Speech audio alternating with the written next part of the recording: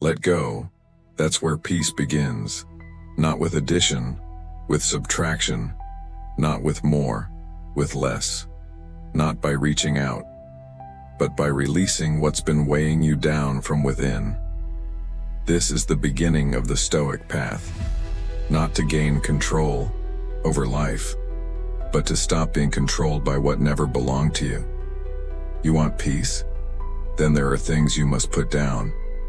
Not because you're weak, but because you're ready. Ready to stop holding what hurts you. Ready to stop carrying what was never yours. Ready to stop negotiating with the noise inside your head that says, just one more day like this. No, not one more day. You are done surviving. You are ready to start living. Cleanly, clearly, calmly. And that means letting go. Marcus Aurelius said, "If it is not right, do not do it. If it is not true, do not say it. And if it does not bring you peace, then why carry it?" But we do. We carry things long past their weight. The pain we never grieved. The voices that shaped us when we were too young to resist. The expectations that were never ours to begin with. The illusion that life must go a certain way for us to be okay. All of it, baggage. All of it, chains. And the Stoic life is a life of removal. Not of withdrawal from the world, but of everything in you that distorts how you see the world. You don't need to escape. You need to release. You need to unclench your grip on 5 things in particular, 5 forms of invisible bondage, 5 subtle addictions of the modern mind. Each of them stealing your stillness. Each of them making you reactive, restless, fragile. And once you let them go, truly go, what's left is not emptiness. What's left is you. Not the you that performs. Not the you that pleases. Not the you that proves. But the one beneath it all. The one who is already whole. The one who can walk through chaos and remain centered. The one who no longer asks life to behave, but simply shows up with calm, aligned presence. That version of you, he's waiting. But he will not appear until the noise is cleared, until the false layers fall, until the boulders are lifted off the roots of your peace. This is not a sprint. This is a shedding. This is the discipline of saying, no more. No more pretending. No more clinging. No more giving your mind to things that do not deserve you. And it starts here. Right now. Not tomorrow. Not when they apologize. Not when the world calms down. Now. Breathe. Listen. Notice what you've been holding and ask honestly, is this helping me live with strength, with clarity, with grace? If not, let it go. Not all at once, but one grip at a time. This journey will be uncomfortable. You will feel exposed. You will want to return to your old chains because they are familiar. But you won't, because you know, true peace cannot be found by building walls. It is only found by tearing down what was false from the beginning. And so you begin, not with answers, with space, not with control, with surrender, not with conquest, with release. That is where it all begins. You must let go of control, not of responsibility, not of action, of the illusion that you can control the world. That if you try hard enough, plan sharp enough, worry deep enough, you can make life obey. You cannot. The Stoics knew this. They were warriors, emperors, exiles, men of power, and yet they bowed to a higher truth. You don't control outcomes. You only control effort. You only control yourself. Everything else, the people, the weather, the past, the politics, the timing, the tragedy, is outside your command. So why live as if it belongs to you? Why exhaust your breath trying to bend what was never in your hands? Control is a drug, and withdrawal is painful. Because control promises comfort. It says, if you hold tight enough, nothing bad will happen. If you stay alert enough, you won't be caught off guard. If you fix everything and everyone, you'll finally be at peace. But control is a liar. Because no matter how much you squeeze, life still slips through. The call still comes. The news still breaks. The plan still shatters and you're left. Not with peace, mindless, but with rage, with anxiety, with shame for not having done more. You did enough. You always did. The error was not in your effort. It was in your expectation. You expected life to submit to your will. It won't. Not now. Not ever. So the Stoic learns early. Let go of what you cannot command, and focus all your power on what you can. Your choices, your values, your clarity under pressure, your calm in the middle of noise. That is power. That's not giving up. That's getting real. That's living aligned with nature, the core of Stoic philosophy. Because nature doesn't explain itself. It doesn't apologize for being unpredictable. It simply moves, and you can either resist it and suffer or flow with it and find peace. That's why Marcus Aurelius reminded himself daily. Some things are up to us. Some things are not. Wisdom is knowing the difference and acting only on what is ours. Think about that. How much of your suffering has come not from what happened, but from wishing it hadn't, from replaying it, from rewriting it in your head 1,000 ways, from trying to fix the past with the tools of today? It doesn't work. It never did. The past cannot be changed. The future cannot be controlled. The only ground you truly own is now. This breath, this choice, this moment. That is where your freedom lives. Not in domination, in acceptance, not passive acceptance. Active, present, engaged acceptance. The kind that says, this is what life has placed in front of me. I may not like it, but I will not run from it. I will not curse it. I will meet it and act with clarity. That is a warrior's posture, not one of conquest, one of command, inward command. And once you learn that, once you stop wasting energy on what you can't steer, you begin to reclaim your fire. You stop burning fuel in fantasy. You stop arguing with the sky. You stop tensing up every time someone disappoints you. You begin to breathe again. You begin to see clearly. You begin to live from a place of peace. Not because the world has changed, but because you no longer demand that it does. That's real strength. To move through chaos and not need to rearrange it to feel okay, to feel uncertainty, and not need to smother it with plans. To love someone and not need to own their every move, to feel safe, to walk into a day you didn't design and still act with discipline, with presence, with virtue. That is freedom. And it begins when you say, I release control, not of action, of outcome. I will give everything, but I will not grip anything. That is the first release. That is the root of peace. That is the second step. Let go of their expectations, not out of rebellion, out of wisdom.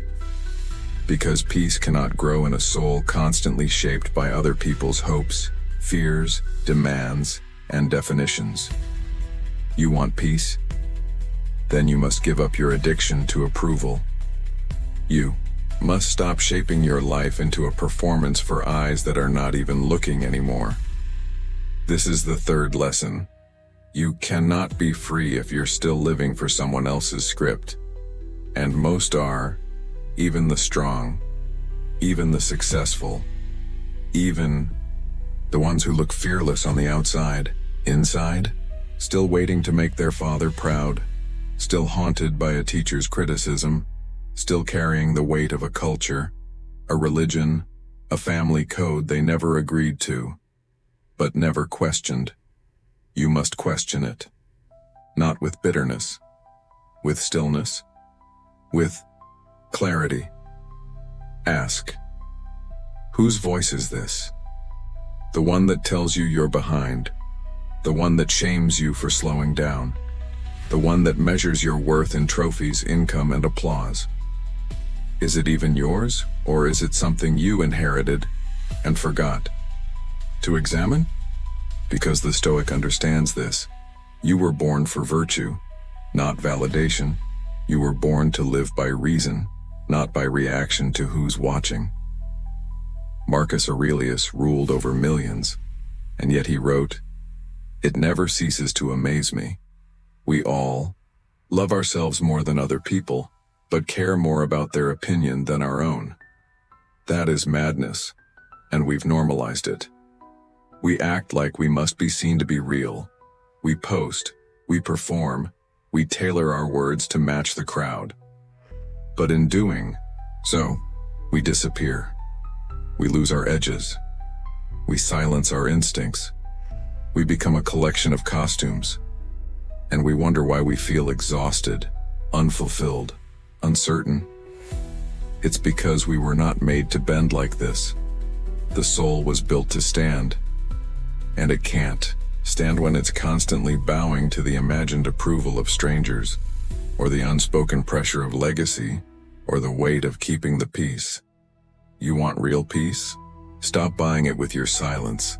Stop borrowing it from people who've never lived your life. Stop tying your value to how liked, accepted, or palatable you are.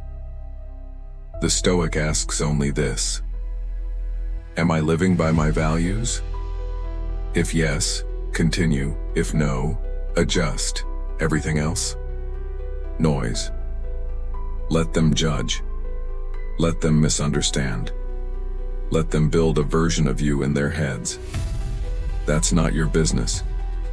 Your business is your posture, your principle, your peace. And peace cannot exist in a man constantly watching over his shoulder to make sure he's still pleasing the crowd.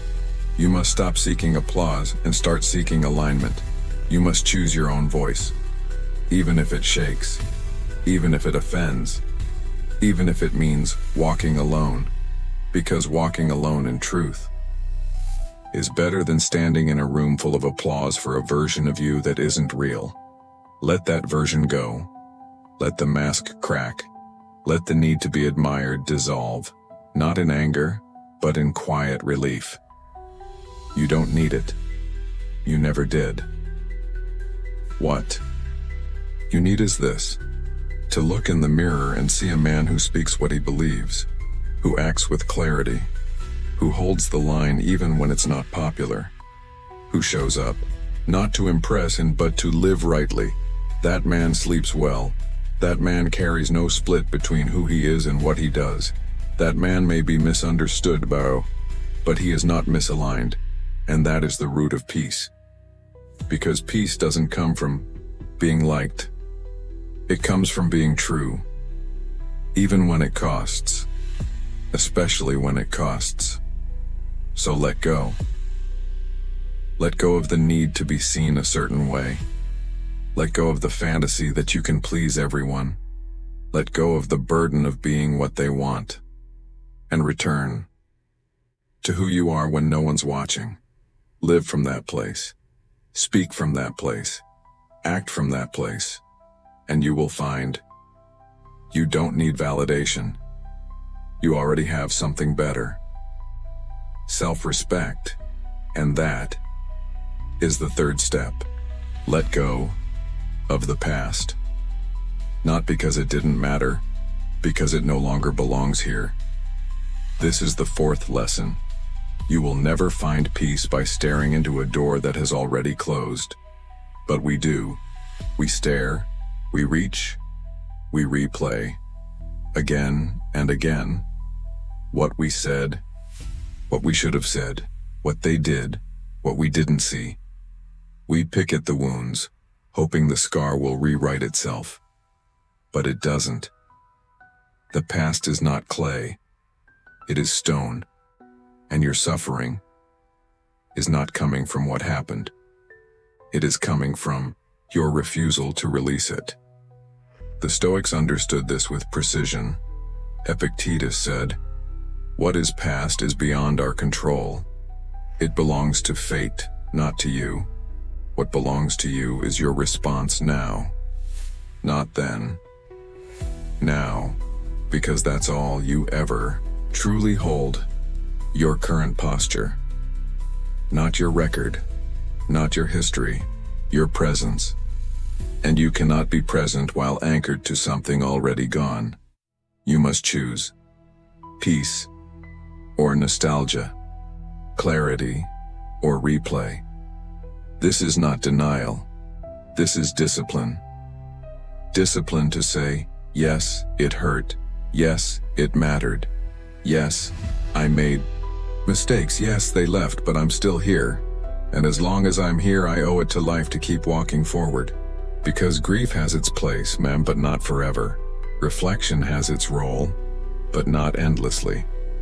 The past must become what it was meant to be. A teacher, not a cell, not a god, not a ghost that whispers you're not allowed to move on. Let it teach, then let it go. Because the man who refuses to let go of the past loses the present. He misses the people standing in front of him. He misses the sun on his skin. He misses the next opportunity. He misses the version of himself he could become, because he's too busy trying to fix the one he used to be. But the Stoic moves differently. He knows regret is weight. He learns, yes, he adapts, yes, he holds himself accountable. And then he releases. Because punishment doesn't purify. Only principle does. Only presence does. Only action does. Right here. Right now, so let it go. Let go of what they did. Let go of who you were. Let go of the dream that died. Let go of the apology that never came. Let go of the moment you didn't speak up. Let go of the version of your life that didn't happen. Not because it didn't matter, because it already played out, and your job now is to be fully alive in what is right now. Because this moment, unlike the past, is still moldable. It is still yours to shape, still yours to bring virtue into, still yours to fill with something you won't need to regret later.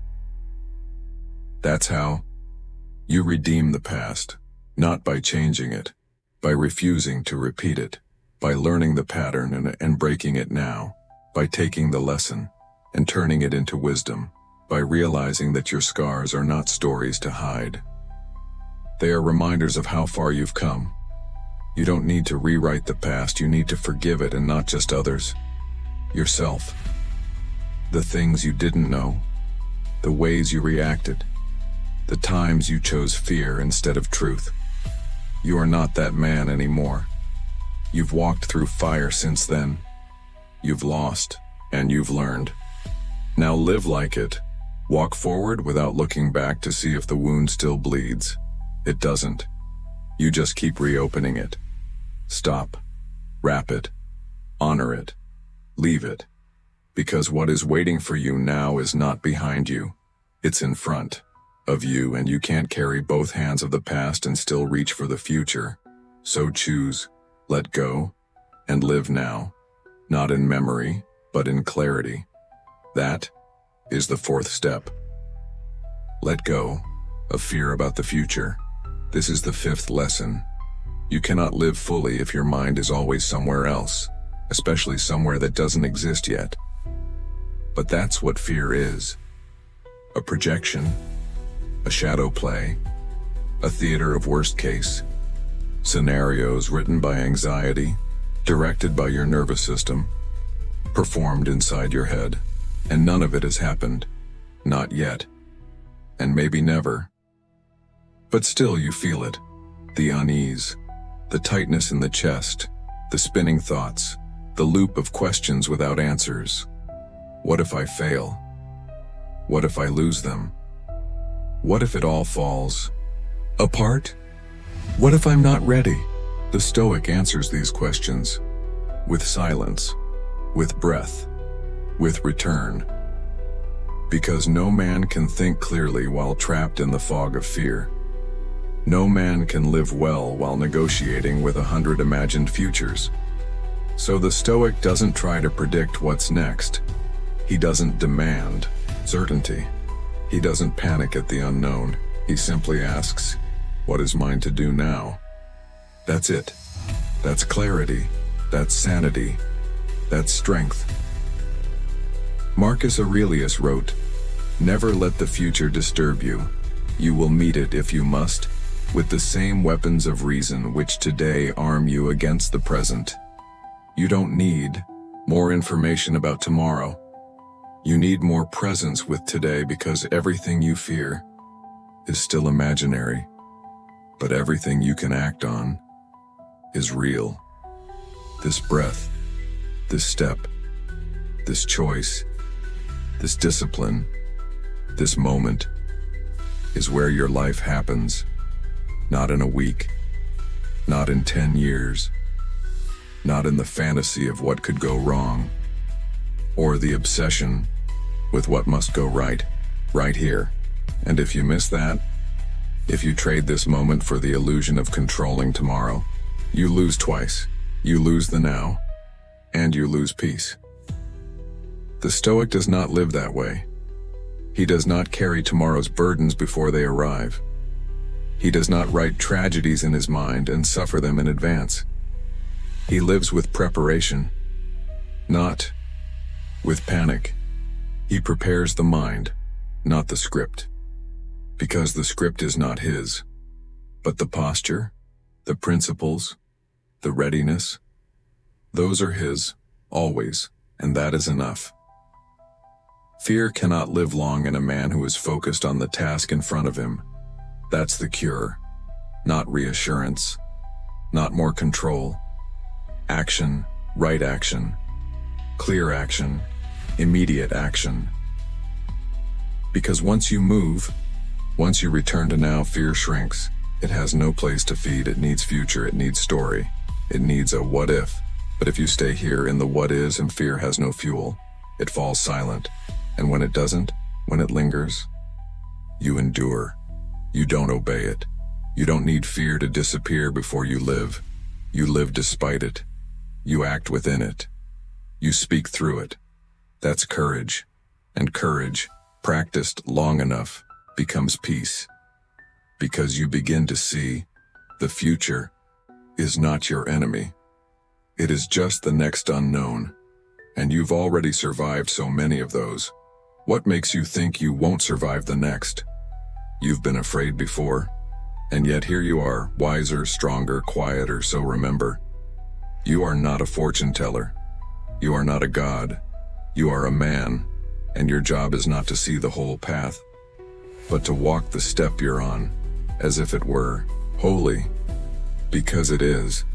And when you string enough of those steps together, you find yourself in a life that didn't need to be predicted, only lived. One breath at a time. So let go. Let go of the constant scanning. Let go of the obsession with control. Let go of the fantasy that peace will come when you know what happens next. It won't. Peace comes when you no longer need to know. When this moment is enough. When this act is everything. And that is the fifth step. So you've let go of control, of approval, of the past, of the future. You're lighter now. But here comes the question. What remains? Because letting go is not enough. Emptiness is not the goal. Stillness is. And stillness must be built. This is the sixth lesson. After release comes return. to the only thing that's ever been yours, your inner life. The Stoics never told us to live without structure. They told us to build the right one, from the inside out, because life will press against you. The world will tempt you to react. You'll still lose people. You'll still fail sometimes.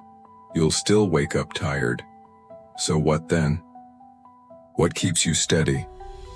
Your philosophy, not the books on your shelf, not the quotes in your head, but the living architecture of your soul, built from choices, from values, from quiet repetitions of right action when no one applauded. This is where peace is born, not in avoiding storms, in learning how to hold the center when they arrive. And to hold it, you need foundation. What do you believe? What do you stand for? What do you protect when everything else is shaking? If you don't know, life will decide for you. Your emotions will rule you. Your impulses will guide you. Your fears will drive your behavior and disguised as logic.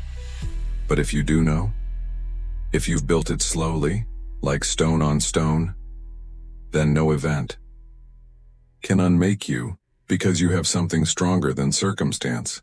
You have virtue. That's the Stoic ideal, not invincibility, integrity, not being untouchable, being unshakable, because your peace is not built on outcomes. It's built on clarity. Clarity about what's in your hands and what isn't.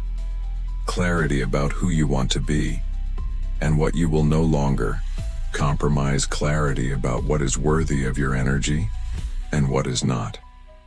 And once you have that clarity, you no longer need to fight every battle. You don't need to explain yourself to the world. You don't need to control everything outside of you. You simply return and again to what you know is true, like breath, like posture, like principle. You wake each day not wondering what will happen, but choosing how you will meet it.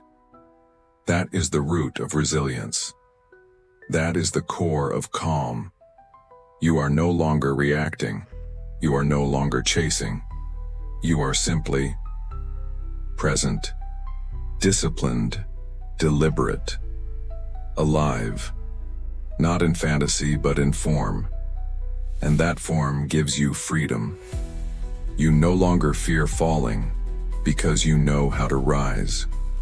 You no longer need to prove yourself because you respect yourself.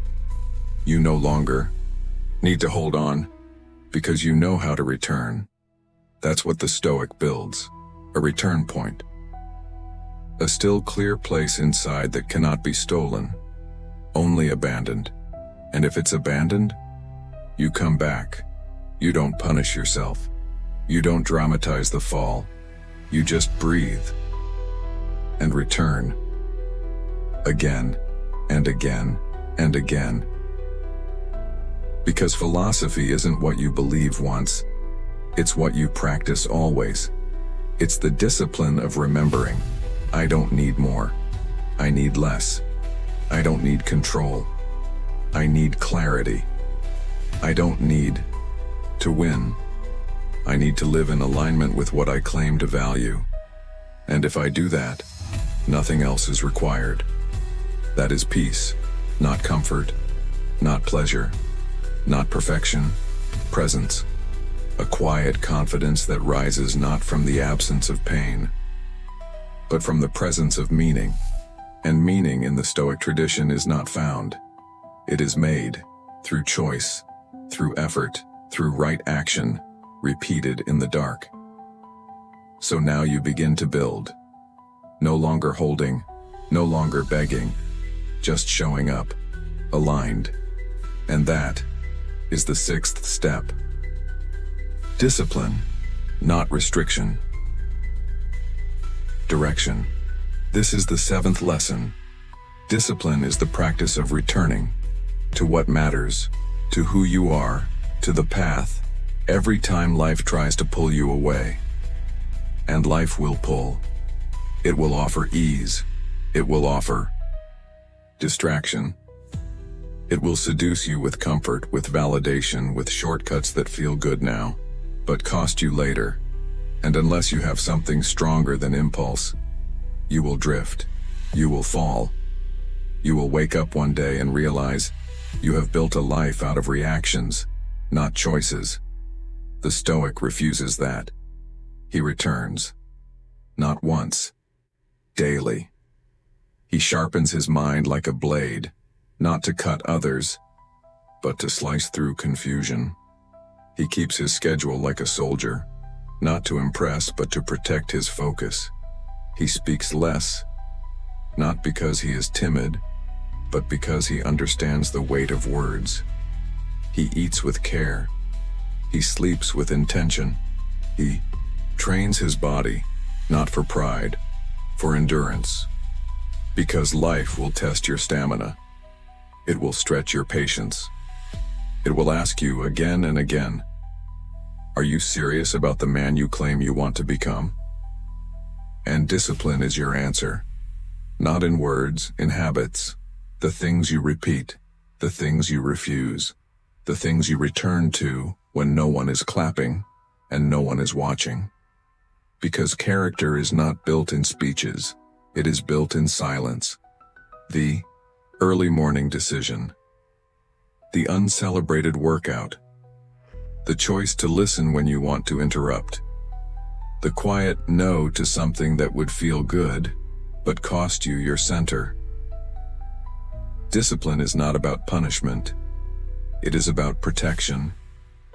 You are protecting your peace, your clarity, your integrity. Because without discipline, none of that lasts. Stillness will be replaced by chaos. Clarity will be overrun by emotion. And self-respect will rot in the presence of unchecked indulgence.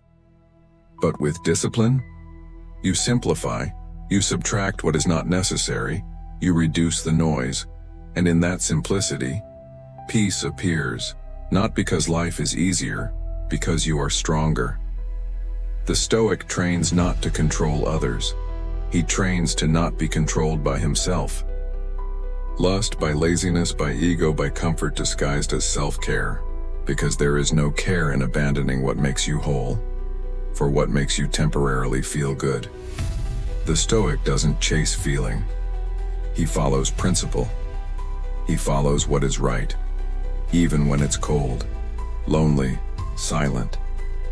And in doing so, he builds something most men never touch. Self-command, not rigid, not robotic, alive, centered, free. Because the man who disciplines himself no longer needs life to discipline him. He wakes himself. He humbles himself. He corrects his own course, without needing to crash to learn. That is maturity. That is power. That is peace. Not because you never fall, but because you no longer live. On the floor when you do, you rise, you return, you repair. You do what is needed, and you do it with care. Because how you do one thing is how you do everything.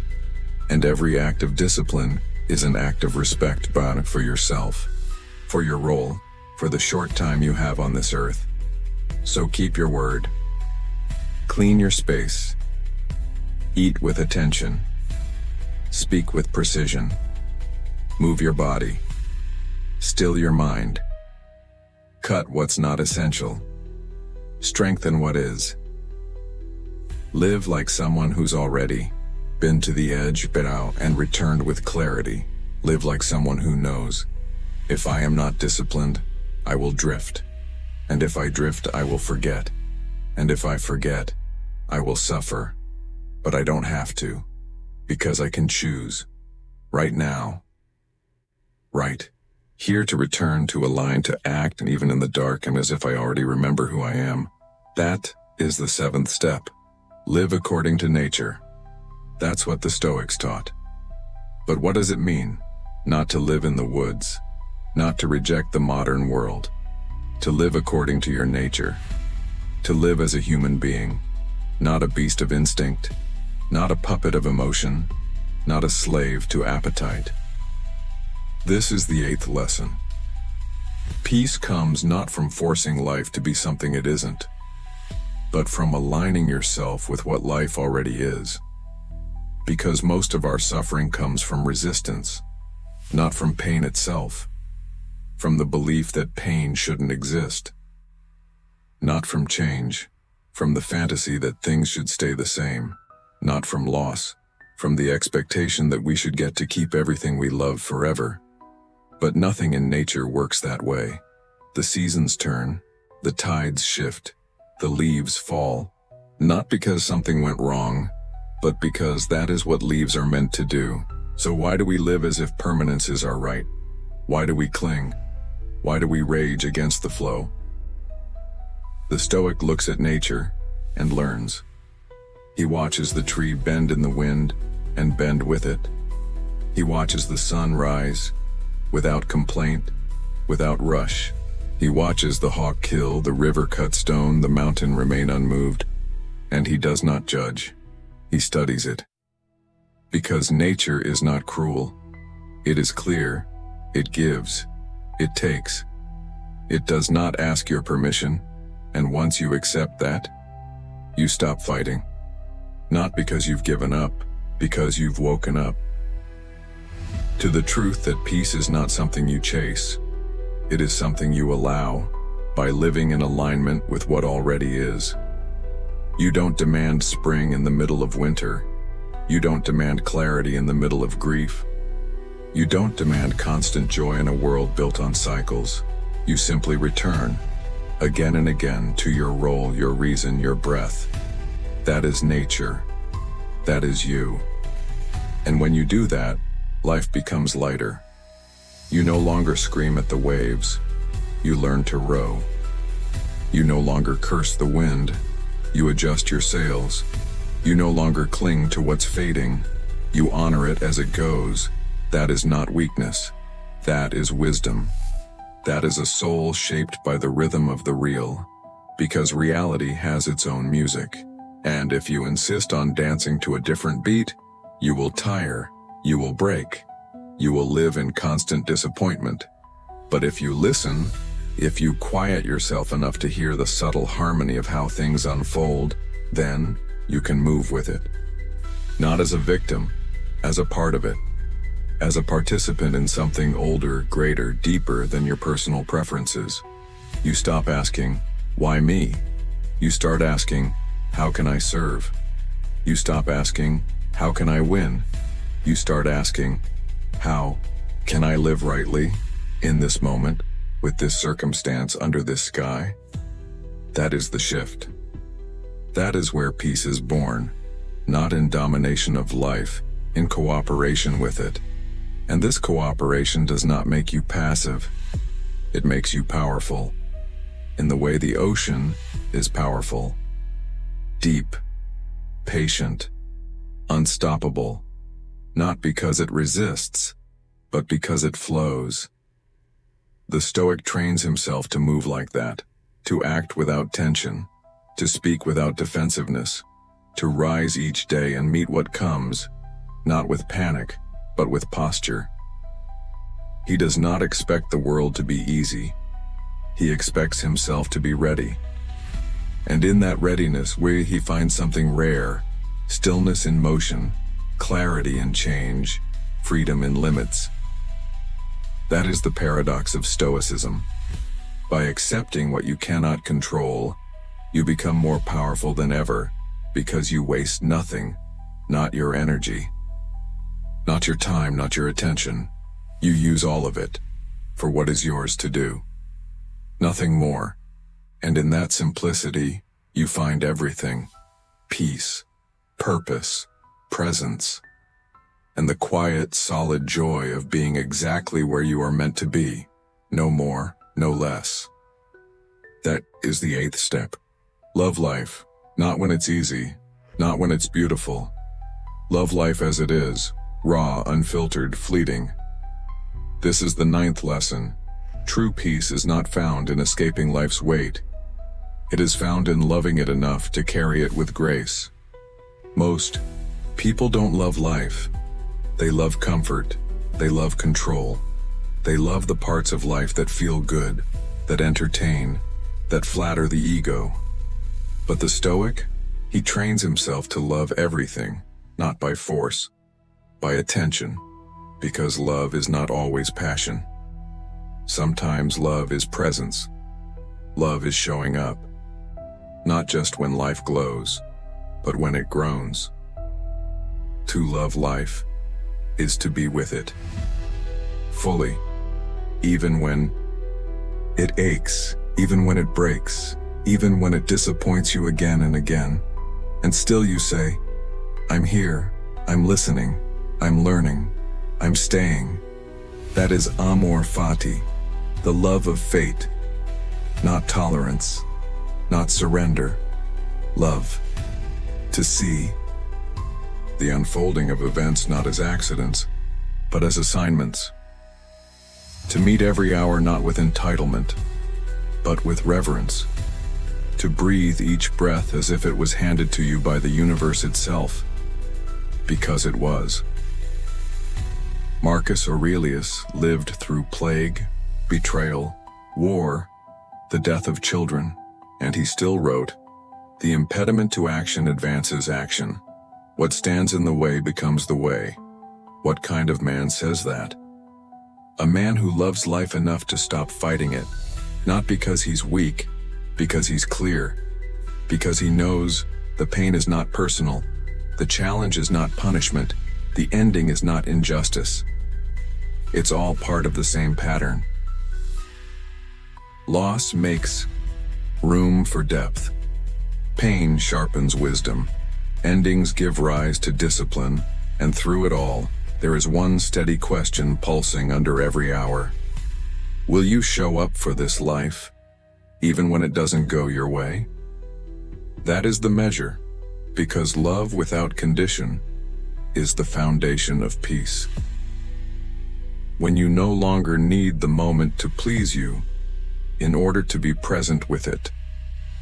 When you no longer need others to behave a certain way in order to remain kind.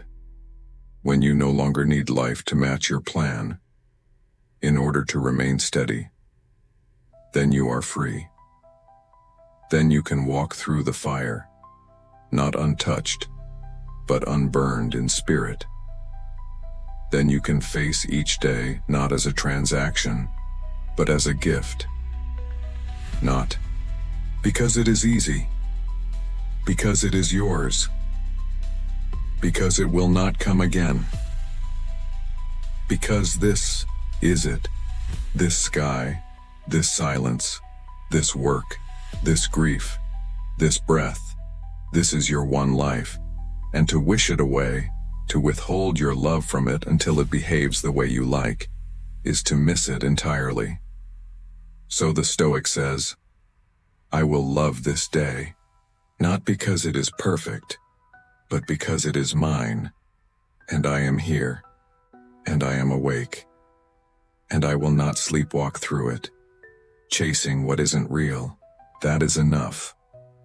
More than enough. You don't need fireworks. You don't need dramatic signs. You need to be here, fully, lovingly, attentively, with every step, every word, every gesture, infused with your whole presence. Because the man who loves life silently, lives rightly. He does not take, he offers. He does not demand. He cooperates. He does not resist. He rises, quietly, constantly, carefully. And in that quiet fire, there is a kind of joy that the world cannot manufacture. The joy of knowing you didn't waste your time here. That is the 9th step. You will die. That is not a threat. It's a fact. And this is the 10th lesson. To live rightly, you must carry death not as a shadow, but as a compass. Because without the awareness of death, life loses its sharpness. It becomes vague, postponed, muted. But when death is close, even just in thought, everything becomes clearer. The petty falls away. The essential reveals itself. Your time, your attention, your energy. Suddenly, you realize they're not renewable. They are not owed to you. They are on loan. Every breath, every hour, every chance to say something kind or true or necessary. This could be the last. And one day, it will be. So what are you doing with it? Are you spending it fighting ghosts, chasing applause, waiting for the right time to start being who you say you are? There is no right time. There is only now. Marcus Aurelius reminded himself constantly, you could leave life right now. Let that determine what you do and say and think. Not to live in fear, to live in focus.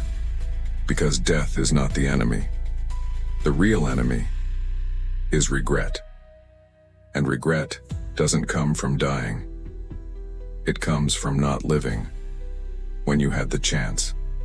It comes from all the times you knew what mattered and chose comfort instead. All the moments you could have spoken truth and stayed silent. All the days you could have acted with purpose and scrolled them away. But it's not too late. Not yet. You're still here, reading this, breathing, choosing. That means you still have time, not much, but enough. Enough to wake up, enough to clean the clutter, enough to say what needs saying, enough to let go of what you were never meant to carry, enough to walk out of the roles that don't fit you, enough to return to what is real, to what is simple, to what is yours. That is the gift of mortality. Urgency, not panic. Presence. The dying don't chase distractions. They don't waste words. They don't argue about things that don't matter. They know what is real. You can know that too. Without waiting until it's almost over. You can live as if your days are numbered, because they are. You just don't know the number. And that's the point. You don't need to know when the last moment comes. You only need to treat every moment like it could be. Because when you do, you begin to live differently. You forgive faster. You judge less. You move with meaning. You stop hoarding your love, your truth, your beauty, and you let it out into the world while there is still time. You stop asking life to explain itself.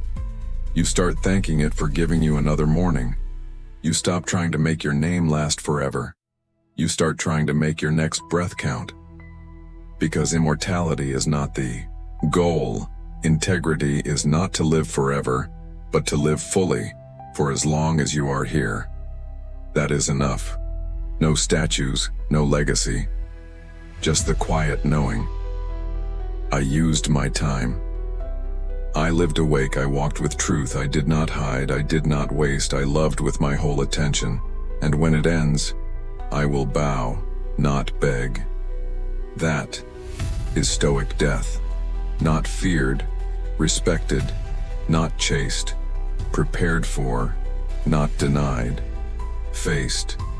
Because the man who can die well is the man who has lived well, and that is the 10th step. Live. Not react. Not drift. Not survive. Live. Like someone who knows their time is limited. This is the 11th lesson. To find peace, you must stop waiting to feel ready. You must live as if every moment matters, because it does. Most people are not living. They're preparing to live. Preparing to start, preparing to speak, preparing to be honest. Later, preparing to be brave, when the timing is right. But the timing is never right. Life never clears a path. It never gives you perfect silence, perfect safety, perfect certainty. It only gives you now, and the Stoic understands this. He knows that the world is not a rehearsal. He knows that each day is not a draft, it's the final cut. He knows that virtue cannot wait for comfort. It must be chosen in the discomfort, not later, now. Because if not now, when, and if not here or where? This is the warrior's wake-up call. No more delay, no more waiting, no more someday. This is the day, this is the life, and I will meet it head-on. Not recklessly, not impatiently, with stillness, with discipline, with purpose. He wakes early, not because it's heroic, but because it's his time to prepare. He chooses his words carefully, not to manipulate, but to mean what he says. He acts with virtue, not because it's easy, but because it's right. He doesn't need the mood to be perfect. He doesn't need the audience to applaud. He needs only one thing: alignment. He lives aligned with what he values, regardless of what the world does around him. That's power. Not to control others, but to be unshakable in yourself. Not to dominate the world, but to move through it with clarity. Because when you live this way, peace follows. Not because life gets easier, but because you stop making it harder. You stop creating unnecessary suffering. You stop abandoning yourself for approval. You stop betraying your intuition just to avoid discomfort. You start living like someone who remembers. My actions are my only true possession, not my past, not my image, not my future. Just this, the way I walk through this day. That is the kind of presence that creates peace, not passive. Powerful, focused. A man in this state is rare, because he's no longer looking for permission. He's no longer begging for signs. He has chosen his principles, and now, his only task is to live them. No excuses, no theater. Just the quiet commitment to do the next right thing, no matter how small, to speak clearly, to walk calmly, to serve without need for applause. To act with integrity, even when no one is watching, especially then. That's where peace is built, not in peak moments, in the ordinary, in the small gestures of self-respect, in the daily return to what matters, and it is daily. You will forget.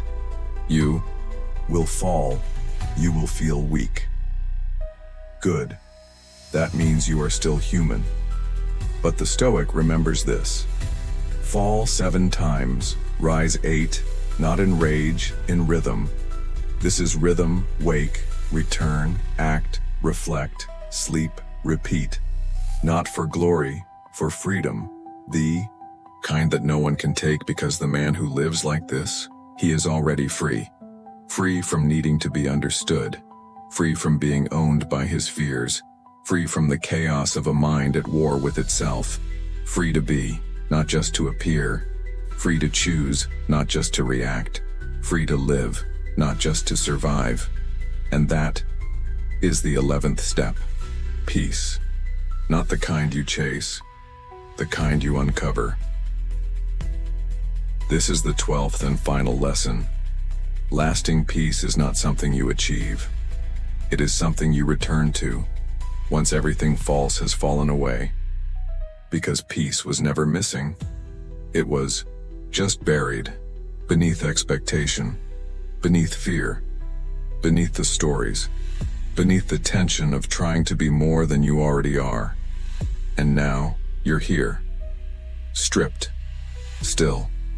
Clear. And what's left? Just this breath, just this moment, just this quiet knowing. I don't need to hold anything anymore. I don't need to fix what isn't mine. I don't need to prove or explain or chase. I am enough. Not because I did everything right, but because I chose to come home to myself. That's what peace is. Not pleasure, not victory, not certainty. Clarity. That your life, just as it is yours. That you're not waiting anymore. That you're not apologizing for existing in your own body, with your own voice, on your own path.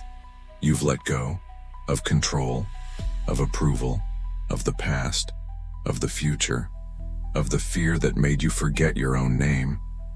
And in that letting go, you found something quieter than happiness, deeper than success, stronger than motivation. You've found you, not the version the world edited, not the persona you built to protect yourself, the one beneath all that, the one who can walk through chaos and remain kind, the one who can speak truth without needing agreement, the one who can love, not to get something back but because love is who he chooses to be. This is peace. Not perfection, not absence of struggle, but a stillness beneath the struggle, a rootedness, a calm flame. And when you live from this place, everything changes. You walk slower, you speak with care, you listen more than you explain. You do what's right, not to feel superior, but because it's simply who you are now. You become light, not because you've escaped the weight of the world, but because you've stopped carrying what was never yours. And in your presence, others feel it too. They feel the stillness. They feel the clarity. They feel the strength that doesn't need to announce itself. You've become something rare. Not a man who has all the answers. A man who has nothing to hide. Not a man who controls everything. A man who has learned what not to control. Not a man who never falls. A man who knows how to rise and remain unchanged at the core. And this is what Stoicism has given you. Not a philosophy of detachment, a philosophy of return to what is essential, to what is real, to what is quiet, to what is already enough. And when the final day comes, as it will, you will not panic, you will not bargain, you will not look back with clenched fists, you will exhale. And if there are words left to speak, they will sound something like this.